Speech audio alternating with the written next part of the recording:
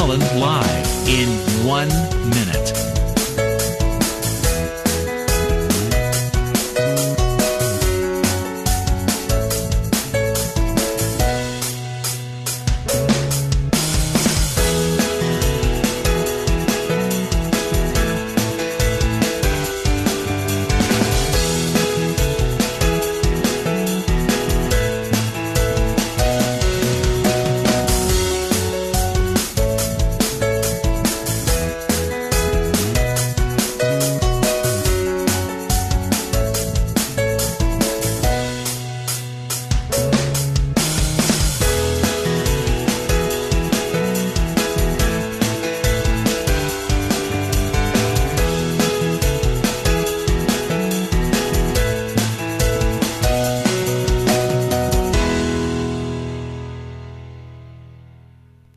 Welcome to Lynn Cullen Live at pghcitypaper.com. Email your questions and comments to Lynn at pghcitypaper.com. Why, hey, I don't have a microphone. You took what? Okay, I'm sorry. I don't know where I thought it was. I thought you'd come in early. I'm sitting here totally not ready. Yeah. Okay, well. As opposed to our usual yes. boring start to the show, so. Wow. Okay. I just wanted to print something out here. That's what I was, and my computer. Don't do it now for crying out loud. Well, yeah, for crying out loud. Isn't that cute? Crying out loud. So, what do you think the derivation of that phrase is? That's one of those oldies. For crying out loud. I mean, it's just you're crying out loud, as opposed to crying on the inside, which is what we menfolk usually do. Menfolk. I never learned how to cry. Excuse me while I choke to death. Yeah, really. Okay. Look, you were totally. I mean, well. Yes. No, what? It's fine. Go ahead. Hello? There's so much to discuss today. There is. Oh, shoot. Okay, there we go. Oh, these printed out good. we're so tangled. Yeah, okay, here we are. Oh, what tangled webs these mortals weave. That's two different quotes there you just combined. I think it's, oh, what tangled webs we weave, and oh, what fools these mortals be. Both from Shakespeare, I think. Oh, look how smug he looks. Oh, what fools these... Oh, what fools these mortals be. Yeah. I think that may be from... Oh, what fools these mortals be. And what is the other us. one I said? What a tangled web we weave. Oh, what a tangled web Yes, we weave yeah. when first we... Practice to deceive. Yeah. Very good. It's so true. It's essentially like saying, you tell one lie, then you have to tell another lie to cover up that lie, and then Sure. and one to cover up the second one, and before you know it, you are... You have a job at Fox News.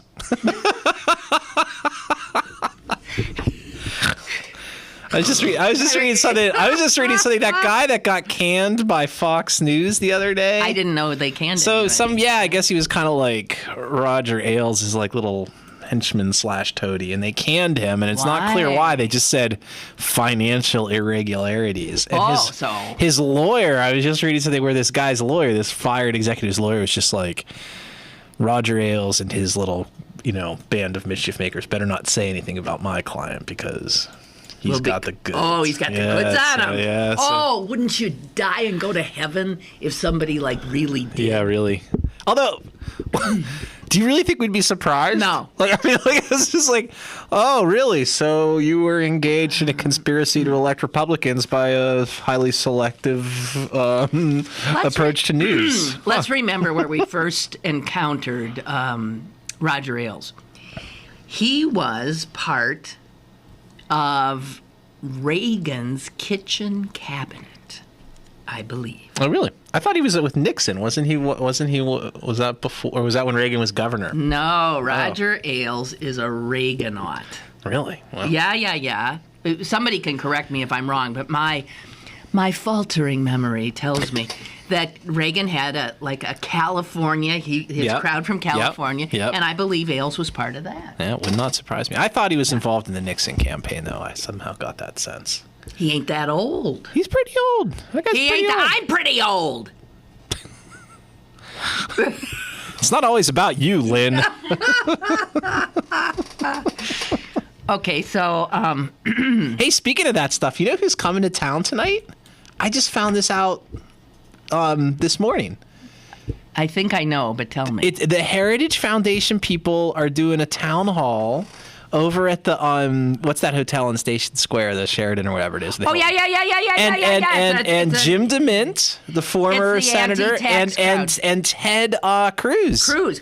Ted Cruz, aka Joe McCarthy for the 21st century, and DeMint, who's the head, who's a former senator, and then decamped from the Senate to take over the Heritage Institute, thinking he could have even more clout that way, have brought their traveling circus against Obamacare here to Pittsburgh. So if you want to see the guys with tinfoil pointy hats and all the regalia and tea bags, teabag earrings, they're at the Sheraton Station Square, I believe, tonight. Yeah. Are you going to go down there? I think I may go just to see what those guys have to say. Plus, hey, it could be a future president right there, huh? Oh yeah. Sure. Yeah. Mr. Consensus Builder, Mr. Movement Guy, Mr. Cruz. Ted Cruz. Yeah. He's hated by his own party. Oh, he's hated by everybody. Because he's just such look at him and you hate him. He does. Somebody like he does have that perpetual. He looks like he does have Joe McCarthy's look. It's that dark sort of sinister. He looks like scary person. Okay, David, thank you. I rely on you every year to remind me of this great anniversary. I know you think it has to do with the March on Washington for Jobs and Freedom, which really happened 50 years ago today. Yep. But this is the anniversary of another great date. On this date, the year following, so this is the 49th anniversary of when the Beatles met for the first time Bob Dylan. And it was Dylan who gave them their first joint. Really? I did not know that. That is hard to believe. Turn them on to pot. They'd never had a joint before that? Apparently not. Huh. Okay, so as David writes, on this date in 1964, the Beatles met Bob Dylan for the first time. Bob turned them on to marijuana, thus destroying everyone's careers and turning them all into drooling drug addicts. Never to be heard from again. That's right. You start it is the gateway drug. I know, that's the end of that. Okay. Guy, it's funny. I was just reading never mind. It's not even worth going into. Go ahead. Anyway, let's go. Sorry. Okay, so the opera sort of strikes me as is sort of hoity-toity. It's a little. Did you see they got a call out? Do you need a little extra spending money? Sure. Okay, who doesn't? They're in this having economy? they're having an audition. Okay. They're looking for it's a ton, like 60 supernumeraries. Have you heard that word before? No, I've heard it, but I don't know Jess what it says, means. "What the hell is that?" Well, the operacy it's essentially an extra. Oh. But in the opera, they don't call them extras. They call them supernumeraries. Yeah. Okay. It's very, Yeah, sure. just like the opera, right? Yeah. Can't call them an extra. Extras are for television, not high culture. I got it. Or for movies. Yeah.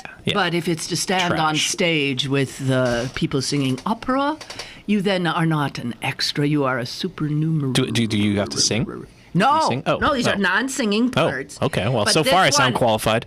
So far you're qualified. It's also, you have to be a male. Okay. 2 for 2? 2 for 2. And you have to be willing to be naked from the waist up. Huh.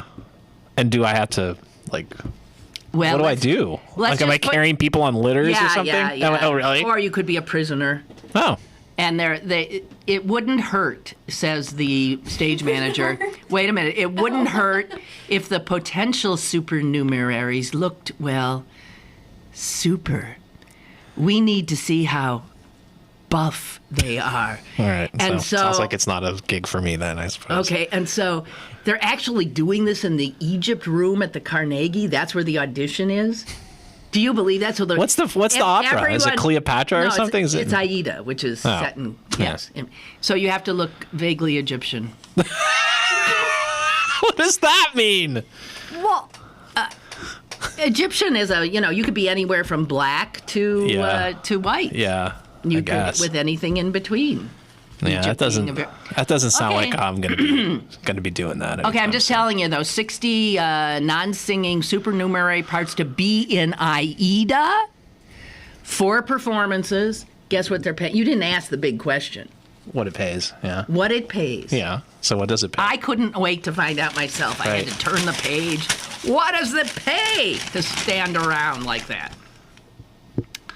The pay is a total for rehearsals and for... 4 performances. How many performances? Yeah, 4. 4, okay. And rehearsals. What do you think? $100. You're kidding. I don't know. I have no basis. $100. Oh, really? I just guessed that. Hey! Now, wait a minute. No, I totally guessed that. That's a terrible deal. That is outrageous. First of all, an opera goes on and Aida goes on for like 500 hours. On the other hand, it is a chance to be shirtless in front of rich people. 400. And if you're like me and you don't have a membership to the St. Clair Country Club, where else are you going to get that kind of opportunity? If it includes rehearsals. Yeah. That pay comes down to you're making about $1 an hour. Yeah, right. Maybe 2. Yeah. And you get to stand around. The big scene is the last scene in the first act. I don't know. What the hell. No, this is a real opportunity for people in this depressed labor market. Who are buff. David D'Angelo right now is out there going. I was just talking to him the other day, so I know he listens. He will hear that remark tomorrow. Yeah. He podcasts you, yeah. By the way, speaking of, that's Two Political Junkies, David D'Angelo, great blog. He, and we should say Maria Lupinacci, the other half. And he, did you ever see a picture of David D'Angelo's father? No. You didn't? I don't think so. Well, David D'Angelo's father would blow away any of the buff super. Is that right? Really? Wait till you see it. All right. You ask him for it. Yeah. I think he was like a major bodybuilder. Looks like Arnold Schwarzenegger. Are you serious? Really? That's I'm not kidding. Huh. I'll be dipped. Gee whiz. Oh my. So are there any operas that are like for lumpy white guys with receding hairlines and stuff? Like, is there? I'm Barbara sure. of Seville, probably not. Well, I'm sure. Listen, there's a place for everybody. Oh, in the opera. I once was a supernumerary. No doubt. In what? The Pittsburgh Opera. Oh, but in what production? I don't even remember. It was a dinner scene, a party scene, and all I had to do was I didn't even have to stand. I had to sit at a table, and oh, you're good at that. Yeah, I did. I had to sit. It's almost like you were typecast. I had to sit at a table and pretend to drink my pretend drink, and I was very disappointed that it wasn't real. Yeah, I thought my performance would have been enhanced. Your enjoyment of it would have been, certainly. Yeah. But it is pretty mind-blowing when you're on stage in an opera and you're right next to those voices. Yeah. Oh, yeah. Oh, my God. Blow out your eardrums. Huh? Yeah. I mean, they're unbelievable. Yeah. And not only that, you realize when you're on the stage and there's that huge, and this is the Benedum, I mean, this huge theater. And they're not only making these glorious sounds, but they're acting. Right. I mean, they're moving around. I'm just sitting there thinking, jeez. What's my motivation here? Yeah, exactly right. God, why can't I stop? I don't know. This could be it. This could be the end of it. It's allergy. See, this is when I get bad. Labor Day weekend is my... Really? That's the beginning of hell until the first solid freeze.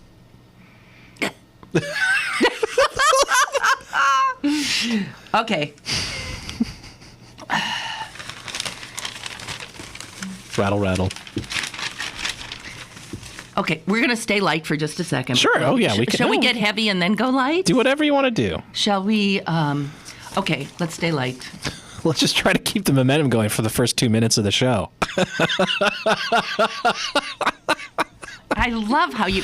What does it mean when you laugh in such delight at your own It means I'm jokes? deeply insecure. That's what it means. Is that what it is? Sure. Yeah, absolutely.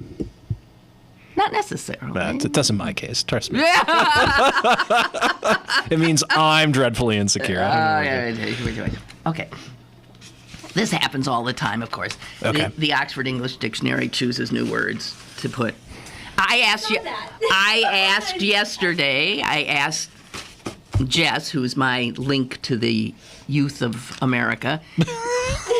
She's my female link. Sure. I have a son who provides the male part. Got it. And I, all with this Miley Cyrus nonsense, all this the twerking. Yep. I said, what exactly is twerking? You missed me doing it. And did you do it really? She twerked. She said when for you the moved camera. No. Oh, I was gonna say. No, she twerked a bit. But it turns out that when the OED, did that print anything out? No. Oh, shoot. They didn't quite say. They said it was, well, it doesn't matter, but it is moving your bottom. I have it here. Okay. So did they give like the origin of it? Like, does it turn out to be from like an Anglo-Saxon word used in the 7th century? No. They thought, though, it had to do, they said it's very hard with so many words now coming completely out of oral intercourse. Yes. Do you know what I mean? I think it's like I do. words used to come from written tradition. Well, that's where we know they came from. Yeah. We'll say, well, the first site we the have first use of is, it in a well, when it comes from people talking to each other, it's very difficult. I wish they'd stop doing that. Yeah. So they think it has something to do with the word work, twerk. Listen, they're paid to do this. Wait. Meaning that when a woman is moving in a certain way, oh yes, people have been known to yell out, "Work it!" Sure, yeah. Work it. Yeah, okay. Twerk it. I guess. Twerk it. I guess. They don't know. Yeah. Okay, here's a bunch of others, and I don't know any of them. Oh, they didn't print out either. Okay. Does everybody understand what crowdsourcing is, since that is really in now? Interestingly, it sounds like the dictionary now uses some crowdsourcing itself to do this, right? It's the use of a bunch of people online, typically, to participate and in a project to determine information or whatever, right? Okay. So you could crowdsource the amount of money spent in a political campaign or something. Here's a lot, as is the case for the last 20, 30 years, most of the new words seem to come out of technological derivation. Right. Okay, mouse over. Is that like when you roll your mouse over something? Well, I don't know what it is. What's a mouse over? It's when you fly over Orlando. You don't know anything. That was not that funny. Come on, I don't know. Okay. Okay, here are some of it. If you are someone who always leaves prepping for a party to the last minute, prepping is one. Trolley dash. Have you heard of that? No. Grab some cake pops or blondies. I know what those are. What are those? A cake pop is a little thing that looks like a sucker, but it's a cake. Yeah, and a blondie is a dessert. Okay, what an omnishambles. Like a disaster, I guess. It's from omnishambles, yeah. What is dad dancing? I take it it's not good. It's not good. No. Jess is doing it again. Wow. That's dad dancing. Omnishambles, which is new. It wasn't clear whether or not it would find its way into one of the dictionaries, but it has continued to gain momentum, and it is now deserving of an entry. It was one of the words they were watching a few years ago. But what's weird about this is they're not giving us the origin or the actual definition. They're not giving us a definition of anything. Well, I think you're just supposed to figure it out based on context. Or maybe here that you can sort of link all those things there. See, there you go. See, they're down there at the bottom there. No. No, they're not. No, it's just Bitcoin. Oh, well, Bitcoin is it's an online currency, so to speak. Yeah, which is whatever. Going to turn out to be three guys in a basement in Vladivostok ripping us all off. What's a dwerp? A derp. Oh, that's derp. That's like you do something incredibly stupid. Like it's used to like derp. Like if like a Republican says something incredibly dumb, and you'll go online and you'll just be like derp. Like that's a stupid thing to say. It's more like an exclamation you use. An exclamation you use to ridicule somebody else's stupidity, essentially. Oh man, selfie made it too. Sure, selfie. Yeah. And a phablet, Phablet. Tablet, only it's phablet, PH. I don't know. You don't know? Oh. So what good are you guys? Not much. A phablet is a smartphone having a screen. Oh, it's like a phone tablet. Tablet. There you go. What can you do? There was a thing a couple weeks ago about how the dictionary has now added a definition of literally that isn't literally. It's basically when people say like I was literally going to kill him. Meaning, you know what I mean? And they say the meaning now is... They say you can use... The dictionary says you can now use literally... Or the dictionary says it is now used to sort of add emphasis even in a non-literal kind of way. So it's lost all meaning. So people get... But no, not really. You know what I mean? People always get worked up about this with dictionaries. Like, is a dictionary supposed to describe the use of the English of the language, or is it supposed to prescribe the use of the English language and tell us what to do? No, it's a little bit of both. It's a little bit of both. There's always this tension. But the dictionary has got to change with usage. Yeah. Okay, so twerk, here's how they do define it. Dance to popular music in a sexually provocative manner involving thrusting hip movements and a low squatting stance. Man, I'm glad I wasn't here when Jess was doing that. It sounds like there would have been some uncomfortable discussions with HR afterwards. That works too all the time. Yeah. Oh God, that would just make it worse. That's what. Apparently, our HR person is also a bit engages in twerking from time to time. Okay, what is a food baby? Oh, you eat too much. Oh, that's when you eat too much. A protruding stomach caused by eating a large quantity of food. So you could say, "Oh my God, I've got a food baby." Oh, I guess. Lord. What about words that come out? Did they have anything about that? Like the words that just get deleted because nobody uses them anymore? They didn't say that, but I'm sure they could. Flatform. Like platform. I guess. Flatform. Yeah, I don't know. Anybody? You guys are so much younger than me. How do you not know this? Well, it's British for one thing. Give us a flat it says shoe British. With a high sole. Give us a break. Oh, it's like a platform shoe, only it's flat, but has a big. So you're like walking on a platform, but actually, a platform shoe has a. Oh, I see. I wear this. I'm wearing those now. I'm actually only 5'4".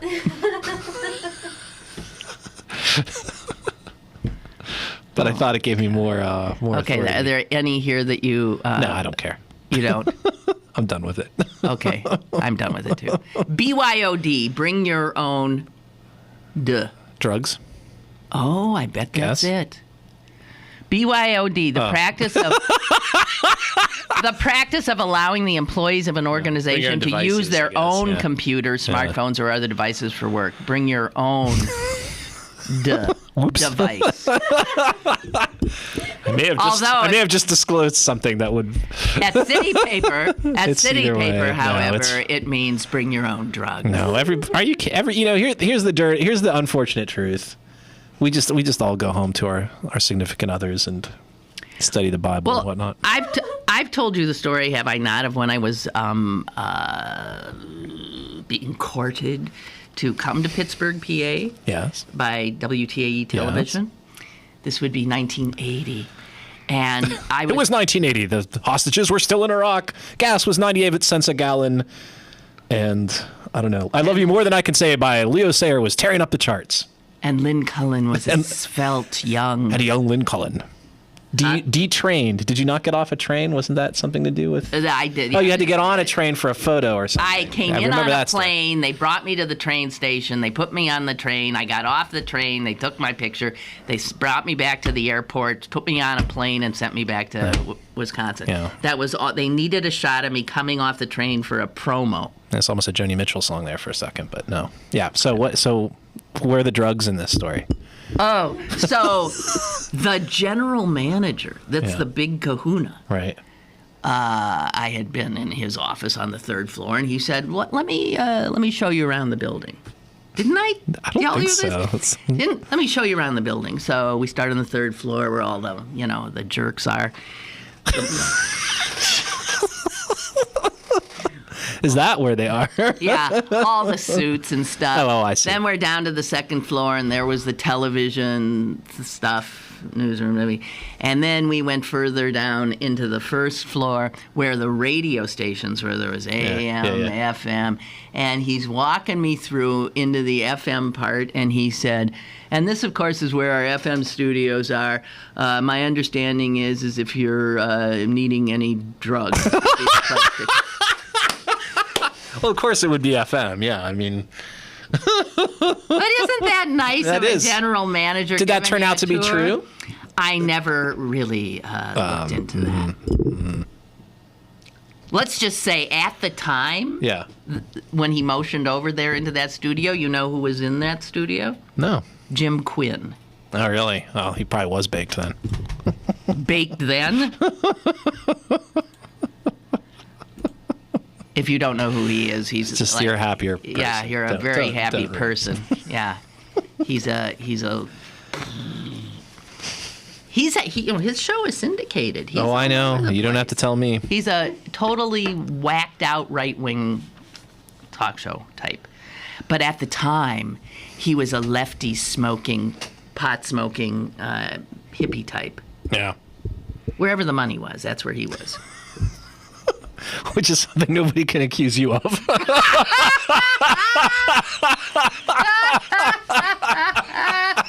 Will you stop all these Speaking of which, we got a bill to pay. Well, then we're fucked, aren't we? All right, we'll take a quick break. Lynn at pghcitypaper.com or call Lynn at 412-316-3381. Lynn Cullen Live will return in a moment. This week's Pittsburgh City Paper is available now. Pick up one today for the special back-to-school supplement. Plus, Mumford & Sons, Dave Chappelle, Fungus, and News of the Weird. Pittsburgh City Paper available at over 1,700 locations throughout Western Pennsylvania and on the web at pghcitypaper.com and on your smartphone with GPS-enabled listings at citypapermobile.com. Come to Little's for all of your back-to-school needs. Little's has everything for all ages to stay in style for this upcoming school season. Check out the large selection from Doc Marten, Steve Madden, UGG, Clarks, Lely Kelly, New Balance, and much, much more. Don't forget to come visit this season's colorful handbag selection as well. Little Shoes, Pittsburgh's largest family shoe store, 5850 Forbes Avenue in Squirrel Hill. Now, it's back to Lynn Cullen Live at pghcitypaper.com. Yes! Here's Lynn Cullen. Oh, God, I want to thank you so much. This is our good friend Jason. Oh, there's Paul Long. Look at all these people. Don You don't Cannon, even remember Bill Hillgrove. Paul Long again. I think that was Sally Wiggin, the back of her head. Yeah, but did I get off a train there? No, it's just some other. You're just there for a few seconds. That's okay. Right. Well, But you just started. So Jason. So there was another spot where I actually come off a train and they greet me. This has me greeting someone in the newsroom. Right. God. Probably asking where the pot is. Well, you know why I was hired in part of a huge sort of hiring thing because they went from a half hour of news to an hour. And they needed more reporters to fill that time. Really? Because it doesn't seem like it works that way anymore. Not now anymore. It seems like local news goes on for 5 hours and it's the same. The same thing over people. And over. No, it's absolutely true. But back then they were serious, and that's when they still had money and they were throwing money around. Action News had an Action News attorney, an Action News handyman, an Action News doctor, an Action News. We had like all of these people who were contributors, who were their own reporters, who had their. It was ridiculous. There was a cast of thousands. No, I'm sorry. I thought you meant you had an Action News doctors who just took care of the Action News staff, but you mean you had a medical correspondent. Well, there was a psychiatrist for that. Sorry. Really? I'll let you imagine. Really? Oh my God! Yeah, YouTube has everything. So all those old promos are there somewhere. Oh my God! There you are. I'll be badgered with that stuff till the day I die. Well, you're the one who brought it up. Oh, okay. So, okay, quickly. Yeah. They're bombing in Syria. Okay, so we're going to do that. Are you for or against it? What difference does it make? I agree. It makes no difference at all. It just doesn't even matter. It's just, why are we doing it? Like the minute it was just like, we'll have to, because if we don't do it, somebody will, and by God, it should be us. That's leadership. God, it's just so depressing. Okay, never mind. On the other, yes, it is. I mean, I don't know. There's no great answer. The guy is apparently, from all appearances, he's using lunatic. Yeah, he's using this stuff. There is a part of me that's just like. But we aren't going after it. Why, if we can do? I asked this yesterday. Yeah, we're known for like targeted drone attacks. Yeah, take him out. Yeah, I don't know. Why? Well, that's what's funny about it, you know? Yeah, that's against the law. Isn't that weird? Isn't that weird? There's a law against assassinating a foreign leader, but you can bomb his country and just make sure you don't hurt him. Yeah. Just bomb everything around. I think you can hurt him as long as there was somebody standing next to him who was a target or something like that. And I'm sure we'd do it anyway. Well, they could say they're going after the military high command that ordered it, and whoops. Yeah. I don't know. I don't have any answers about anything anymore. It's just like it's ridiculous. It's what? It's geopolitical theater. It is. I mean, the thing that is always sort of amazes me is, so if his guys had just gone through and shot all those people, that's okay. No, that's what I was saying. Hey, fair's fair. Fair's fair. Yeah, no, we understand shooting. That's cool. We've been doing that for a long time. Yeah, exactly. But no, this gas stuff, that makes us very queasy. Yeah. We can't do that. I was saying that the other day. Why? Yeah. How does this cross some moral line where if you blow someone's head off, that's okay, but don't make them foam at the mouth? Yeah. I mean, come on. By the way, it was pointed out by someone that we don't mind chemical weapons when they're being used against people Saddam Hussein, remember him? He used chemical weapons against the Kurds. Against the Iranians. The Iranians during their long war.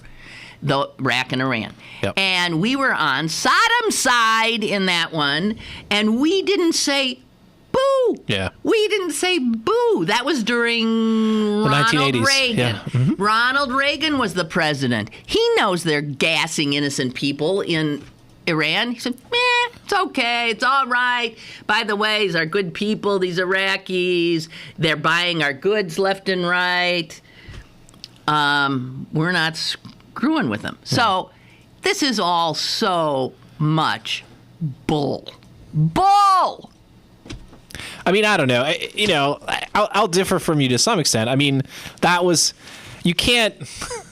The fact that there was an amoral calculus employed back in the 1980s, and it really had to do with thwarting Iran more than anything else, I think. Well, of course it did. So you can gas. So you can't say like, well, we should have done something 25 years ago, therefore 30 years ago, therefore we shouldn't do it now. I'm just saying to get all of this moral outrage, I mean, is ridiculous.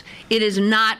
Moral outrage comes in handy when it comes in handy. Right. And it's forgotten completely when it's a little uncomfortable. It's just, again, it's this geopolitical theater which I cannot tolerate. Yeah.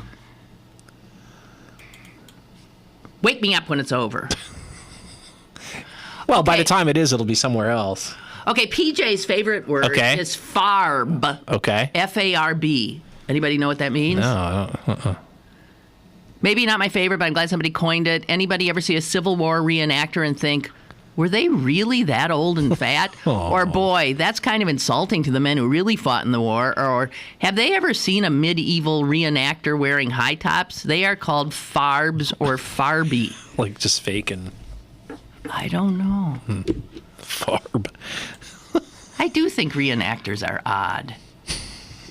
I think reenactors who fight on the Confederate side are odd. I still don't. You see every time. It's still as long as I've lived here. You still see the bumper sticker, and you're just like, really, guy, really? Yeah, it's mind-boggling. It really is. But you can't beat the taste of salt pork and hardtack bread. Oh yeah, man, that stuff's good. And nothing like the feel of a wool uniform in July. Ain't that the truth? Well, that's what I want to speak about. Actually, really? Well, I was hoping this show was building to something. I didn't. Yes. Well, because a wool uniform in July makes you think of heat, sweat, discomfort. Indeed. In all of the talk about the March on Washington 50 years ago today, very little is said about the fact that it was a hot, humid hot day in the former swamp known as Washington, D.C.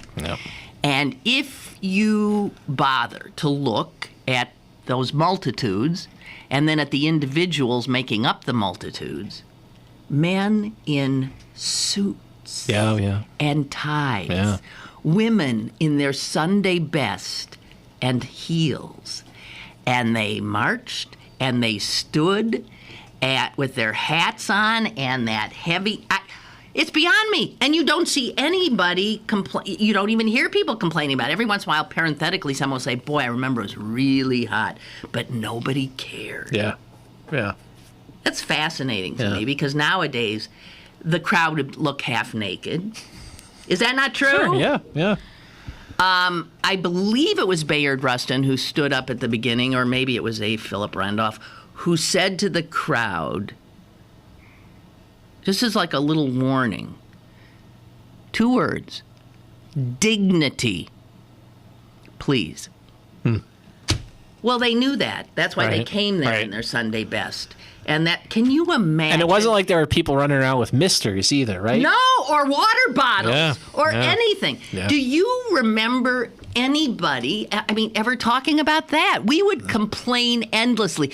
They would have medical tents set up all over for all the people keeling over dead while they were sitting there wearing, a thong and, a bikini. It's like...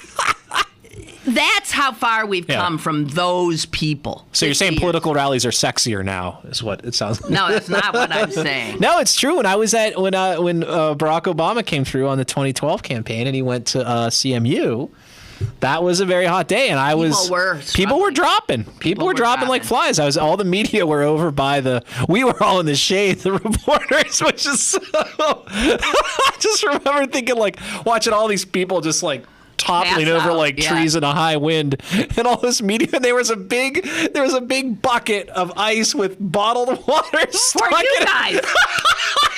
We were all just like. I was like, no wonder people hate us. And then, oh look, another one dropped. Just keeping a tally, right? Oh God. Well. That was interesting too, because then it's just like we were all the local people were there for a long time, and we were just kind of standing around, and then all of a sudden the bus rolls up with all the national press or whatever, and all these Fox guys and CNN jump out, and they're all very self-important. It was. Oh, I know they always are. I know they make me puke. I once got into an elevator, and it opened, and I got in. And Leslie Stahl was standing there. Yeah. And I looked at her, and I remember what I thought was, geez, you're skinny. Was she tall? Was she taller than you? No. Oh, really? She was not. And she had on heels, and I did not. No, but she was not short, but she was, no. You could still box her out of the... Yeah. Yeah, for rebound. But, I said hi, and she didn't say anything. She snubbed our girl. She snubbed our girl right there at the Cobo Hall.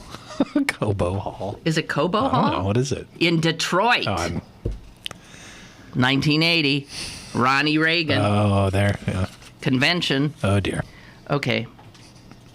So I was reading. I mean, it's just history's interesting, Sure. isn't it? No. Yes. What do you want from me? I want that smirk off your face. That's what Indeed, Lynn. history is. Those who do not learn from history are condemned to repeat it. Please share with us the lesson you have to impart this Do you morning. have any idea who No. spoke before Martin Luther King? No, you Arsenio Hall? All right, see, this is. You know what? I am. I'm gonna hit you. I'm getting violent. Now I'm gonna sound like John Kerry because I'm saying you are about to be hit. Okay. I won't even tell you where okay. or exactly when, but you are going to feel my wrath. Okay, I'm ready. And disapproval. Okay. Okay.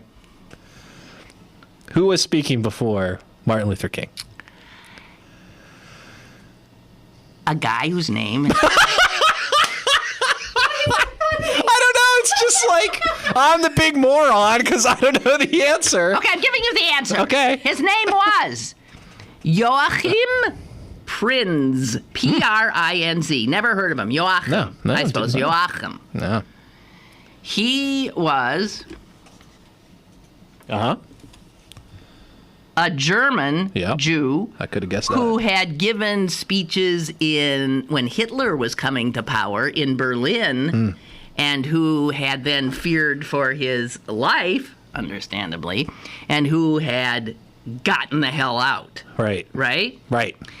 He was a rabbi. He got up, and before King, he told all these people that while he loved America, because America had given him refuge and a home, there were things in America that made him think about Germany. Not in a good way. Yeah. And he was telling the crowd before King about the Germany he left and the German people. And he said this: a great people which had created a great civilization had become a nation of silent onlookers. They remained silent in the face of hate, in the face of brutality, and in the face of mass murder. America must not become a nation of onlookers. And I think that was a great thing he said, because America was, at that point. It was starting to be a nation of activists. Right. But most people, those people who yearn for the 50s, those are the onlookers. Will you stop grunting assent? You're absolutely right, Lynn. Yeah. Right. Oh, yeah. You and I are going to have to do like a thing with pillows after this is over. All Just right. sort of, okay. God almighty. More interesting than who spoke before King. Who the hell was the poor sucker who spoke after him? Yeah, right. Jeez. Whoever that was, he got up and just said, well, that's a tough act to follow. And then just the sound of crickets. Just. Oh, my. Okay. Yeah. All right. And here, this was from a Yiddish newspaper in 1963, still being published today, by the way, only in English, The Forward. Oh, yeah, The sure. Forward out of Yes. New York. Yeah, Great paper. Yeah. Great paper. And here's what they wrote on August 31st, 1963. The guy writing it, Moishe Crystal, The Significance of the March on Washington. And here's one line. King's speech was so powerful, it will, in time, become apparent that any time the phrase, I have a dream, is used, it is Dr. King who will be referenced. Pretty prescient. Called that one, yeah, for sure. Pretty prescient, Moisha. You got that one right. And that was the ad lib part of the speech. Yeah. The greatest part of the speech. Yeah. That march was so controlled that the organizers insisted anybody speaking had to give the written speech to the organizers before it was to be presented. It would be vetted. And in fact, John Lewis had part of his speech knocked off. Oh, yeah, what did he say in that part? Which they thought was a little too incendiary. Oh, really? I can't remember exactly. Little too incendiary, because it sounded a little like, black people rising up and scaring the crap out of whites. So they pulled that. But there wasn't a thing left to chance. Right. And it was just amazing. They vetted the signs that people were carrying. Yeah, you can see why. I mean, it was so important. And anything they did, I mean, look at the. I'm sure it was worse then than it is now, but it's still the same way. Fox News finds the 2-second clip. That's right. And that's it. Or reverse it around. You see, who's the one guy at the Tea Party? You know what I mean? Like the guy with the monkey on a noose or whatever. There could be, I mean, in fairness, there could be 4,000 people there, but it's the one asshole, and everybody ends up looking at that guy, right? I mean, it's not, it's in a way, it's sad that that things can't be more spontaneous than that, but you see why. You know why? Because of people like you, known as media. That's right. No, it's true. Media. Well, how shocking. He hasn't annoyed me about taking a break, even though... You said you're going to hit me. I just said I'm just going to... 3 minutes behind. Don't worry. I'll pummel you off camera. I don't want any witnesses. We'll be right back. Stick around for more with Lynn Cullen Live after this. Go to BergBargains.com for great deals on gift cards from your favorite local restaurants, bars, museums, attractions, and shows. This week, 50% off tickets to the Pittsburgh Irish Festival. Supplies are limited. BergBargains.com, Pittsburgh's best bargains. BergBargains.com. Welcome to Move Time Radio, presented by the Arthritis Foundation. And we're smack dab in the middle of our dance-a-thon to fight arthritis pain. Me, I've been grooving for 10 hours straight, baby, but I'm a boogie machine. See, movement is just one of the ways to help fight osteoarthritis pain. Another is weight loss. You get rid of just 1 pound. That's 4 pounds of pressure off each knee. For more information on managing pain, visit fightarthritispain.org. Then meet me on the dance floor. This message brought to you by the Arthritis Foundation and the Ad Council. Les Ludwig, your independent, self-financed, clean candidate for mayor of Pittsburgh. You've heard the saying, same old. If we don't change what we're doing, we can only expect the same results. Let's look at what the Democratic Party leadership of your lifetime is asking you to do on Election Day. They want you to forget that they and Ravenstall have not lived up to minority contracts and the jobs involved in it. If government promises work and jobs and wants to leave it for the next candidate, will it ever get done? How can we trust Peduto and especially the leadership when they continue to act this way? Are they hiding something worse than Harper's misdeeds? Vote November 5th and remember, same old. Embrace change and work willingly with it. Think outside the party's box. Make Les Ludwig your mayor and join his march to clean government and keeping promises. You're listening to Lynn Cullen Live at pghcitypaper.com. Once again, here's Lynn Cullen. I want to be known as the Boogie Machine from now on. Can you just introduce me that way? Okay. We have a call. Lordy. Hello. Hi, guys. Les Ludwig. Hey, Les Ludwig. How are you? Just kidding. Hey, I prefer Samuel Clemens, Mark Twain's history. He did the history repeats itself thing, but he said history doesn't repeat itself; it rhymes. I prefer that version. Right. History. I'll make it real quick. I wanted you guys to speculate. I was watching Rachel Maddow last night, and she said that they're going to show the speech in its entirety tonight. Oh, on her show? That'd be great. And she said that it is next to impossible for anyone to get hold of the speech in its entirety.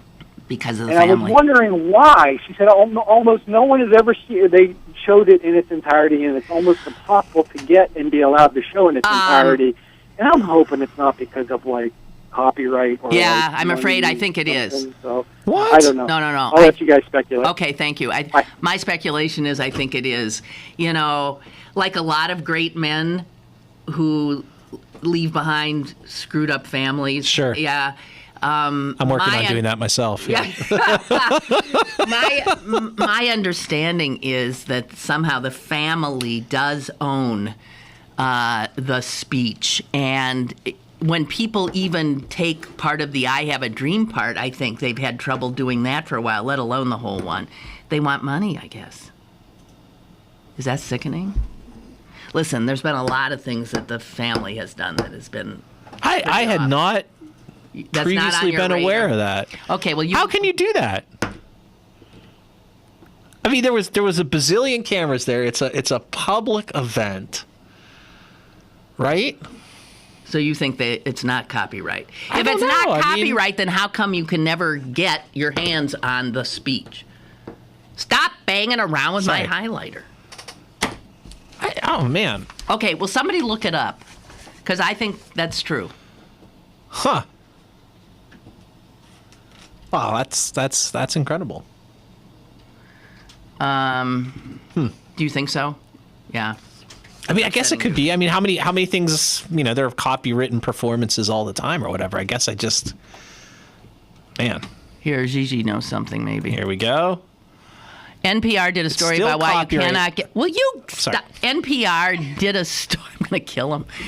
Did a story about why you can't get the entirety of the I Have a Dream speech. It is still copyrighted, and the family does hold the copyright. It is not covered under the public domain because the speech was written down and not simply spoken.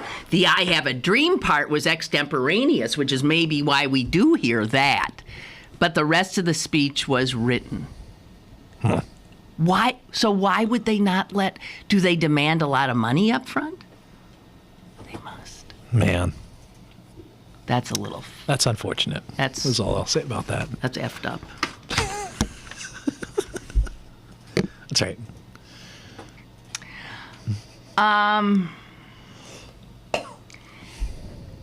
I just want to... Daily News Nuggets? Sure. Jared Day. Yep. Professor, CMU. Yep. Puts it together. Yes.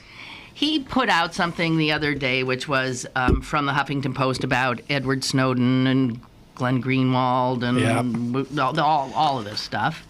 And then he wrote himself something. Okay. Did you see it? I did not, no. Okay, so I want to throw this by you. Okay. He's looking at some of the difficulties with large-scale leaks, like the ones by Manning and Assange and now Snowden. And he says this: they, including Glenn Greenwald, the Guardian reporter, the WikiLeaks people, and so many of their acolytes, really don't have a handle on the details of the materials they've disclosed. Mm-hmm.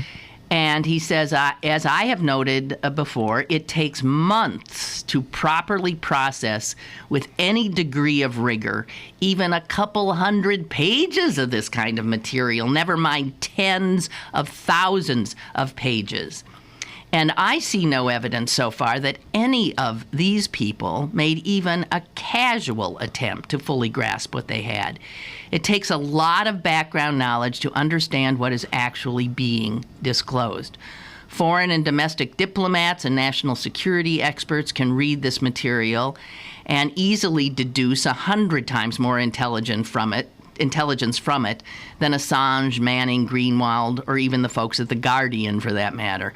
I strongly suspect that Snowden and Greenwald's cache of leaked material did contain the intelligence cited by the folks from The Independent, but that Snowden and Greenwald did not have the expertise to see it. The editor from The Independent says as much. The second difficulty is that as voters, we will never know the harm these leaks may have caused to national security.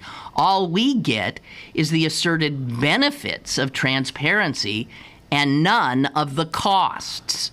To hear Greenwald and the others, you would think there have been no costs at all. And the reality is We don't know. Right. That's a pretty strong and I think proper. Come on, give it up. I mean, first of all, I don't know that I'd put Greenwald Snowden in quite the same category as Manning. Why? Because these stories are coming out. I don't know what all. See, there's so much you don't. But what he's saying is there's so much you don't know. Right. Nobody knows.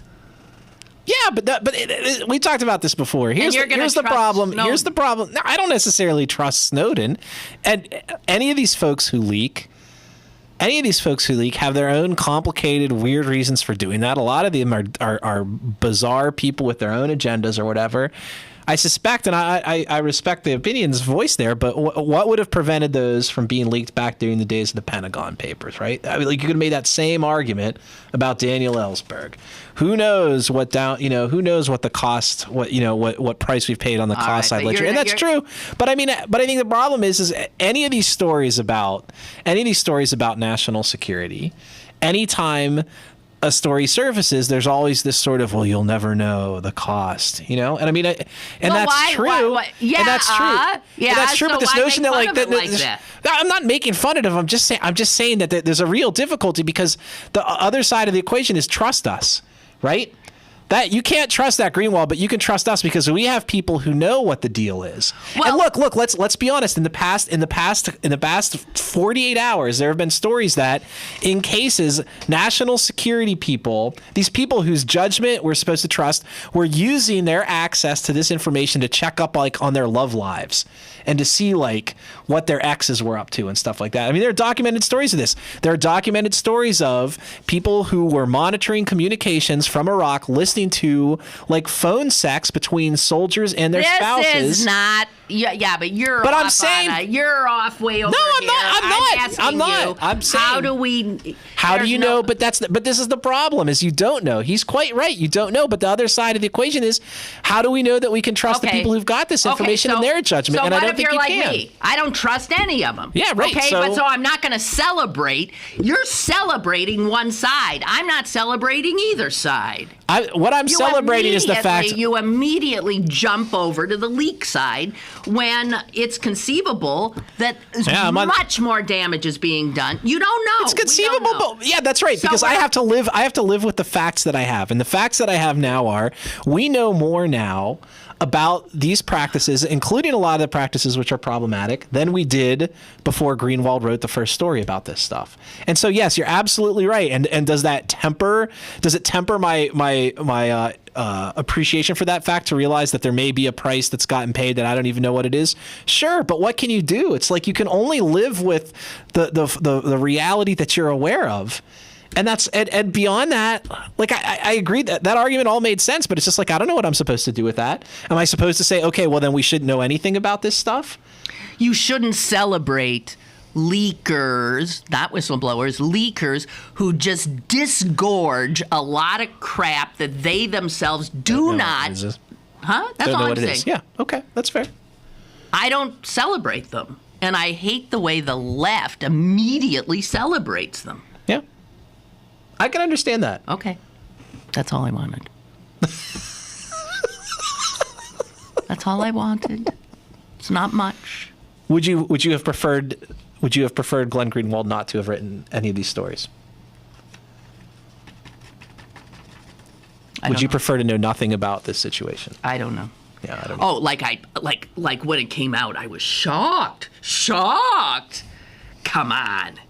I don't know. Some of it surprised me. Really? Oh yeah, sure. Oh. Look, I have friends who live in Europe, so there's a pretty good chance that that some of my emails are in some electronic vault somewhere. It's not because I had anything particularly important to say. That's right, and so they're somewhere, but no interest. They did not get flagged. It weirds me out. They whatever computerized calculus was going on.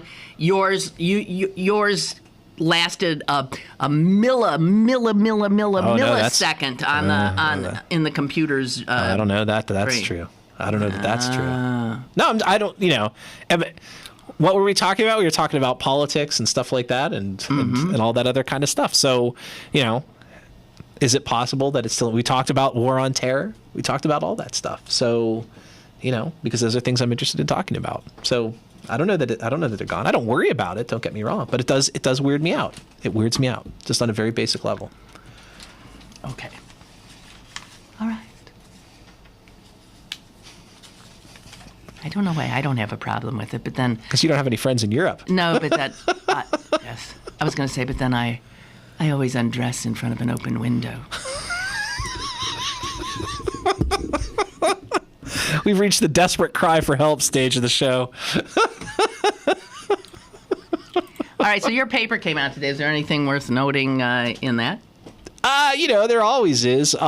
We have a couple of stories. We've got one about people who are gay from Russia who live here in Pittsburgh and don't want to go back. Yeah, are kind of concerned that they not that's a big return. shock. Yeah. Actually, requests for asylum are up. Yes. From Russians. Yes, for gays. good reason. Yeah. And there have been interesting shifts in policy about.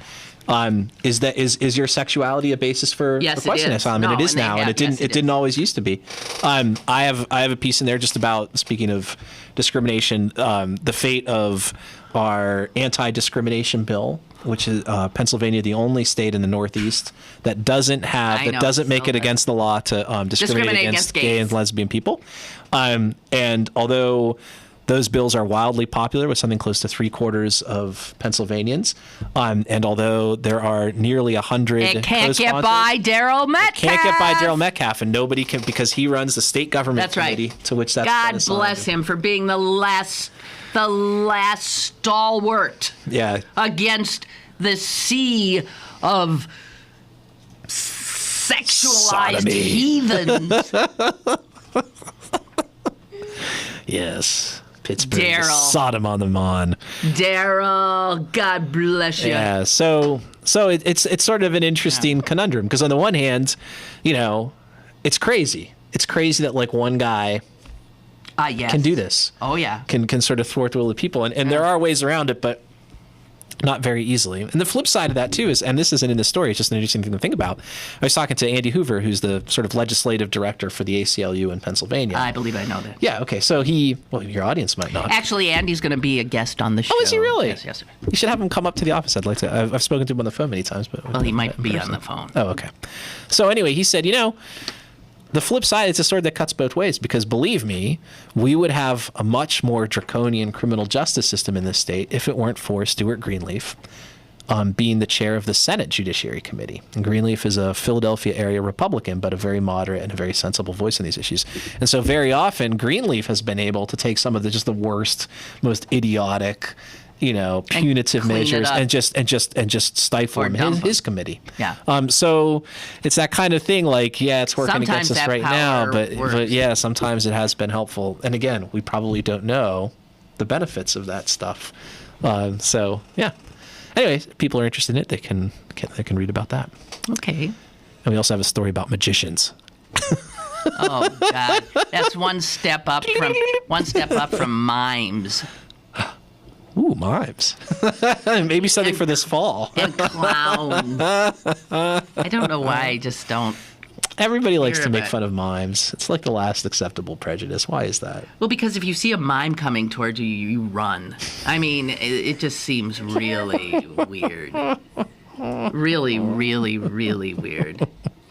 What is the only film that Marcel Marceau spoke in? I don't know. I can't remember the name either. Apocalypse Now. No. Was it a Woody Allen film? At the end, he actually says one word, I don't know, into the phone. Oh, come on. Merde. No, I believe it was even in English. Oh, really? Oh. Do you have it there? I'm looking. All right. Marcel Marceau speaks in what film? We're out of time. I know, but we got to get the answer, and then we'll leave. By the way, Chris Potter, we have a programming announcement. A programming announcement. Potter. That's so funny. What is it? Mel Brooks' Silent Movie. Oh, that's right. He spoke. That's right. Mel Brooks' Silent Movie. He speaks? He speaks. And he says? Well, that makes sense. That it doesn't matter. It's one word. Yeah. So in this whole silent movie, the only one who speaks is the mime. That's good. Yes. That's good. Yeah. That's good. Okay, I should have realized that. Anyway. So wait, was the whole movie building to that punchline? It was like an hour and a half long film, and that was the joke? Okay. No. Anyway, a programming note. Potter has eschewed. You're supposed to say God bless you. Yeah, sorry. Has eschewed Wednesdays as the time that he will grace you. Trouble himself to come down a floor and speak with us. And he would prefer in the future, that would be starting next week, to join us on Fridays. Yeah. It's not a matter of preference, just so you know. I don't want you to take this personally. That's quite all right. Okay. It has to do with the fact that he actually is going to do some work. Yeah, I'm going to give it a shot. Yeah. Right in the middle of the week, and then I can kind of build to it, and then, And then he figures by Friday, what the hell? Yeah. Right. Yeah. Exactly. I'm usually drunk by then anyway, so it'll be a livelier show. All right. Well, thank you very much. Thank you.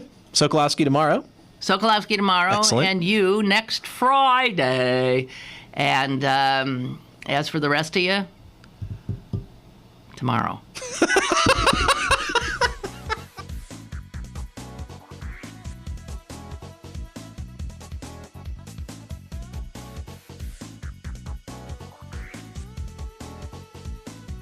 Lynn Cullen Live, Monday through Friday from 10 a.m. to 11 a.m. and archived at pghcitypaper.com. The opinions expressed on Lynn Cullen Live are those of the host and do not necessarily reflect the viewpoints of Pittsburgh City Paper, Steel City Media, and its advertisers.